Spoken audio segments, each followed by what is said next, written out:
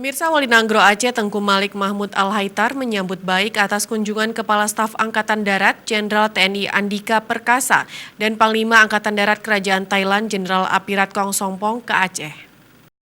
Wali Nanggro Aceh Tengku Malik Mahmud Al-Haitar dalam sambutannya di hadapan Kepala Staf Angkatan Darat Jenderal TNI Andika Perkasa dan Kepala Angkatan Darat Thailand Jenderal Apirat-Kong Sompong mengatakan bahwa pasca kemerdekaan RI, Aceh pernah bergolak sekitar 30 tahun antara pemerintah Indonesia dengan gerakan Aceh Merdeka, hingga akhirnya disepakati perjanjian damai Helsinki pada 15 Agustus 2005 silam.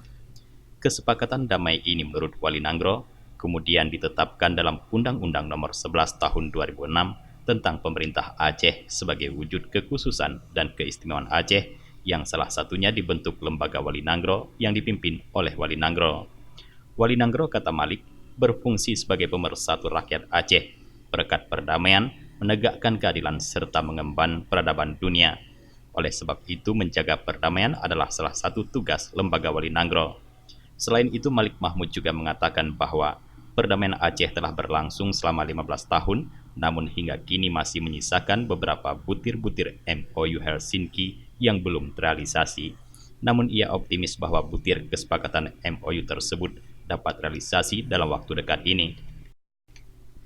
Sementara itu, Panglima Angkatan Darat Kerajaan Thailand, Jenderal Apirat-Kong Sompong, menyambut baik proses perdamaian yang terjadi di Aceh, dan diakuinya Aceh telah maju dengan pesat pasca konflik dan tsunami pada 2004 silam.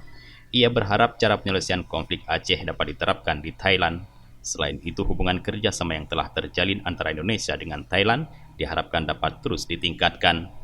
Dari Banda Aceh, Tim Liputan Aceh TV melaporkan.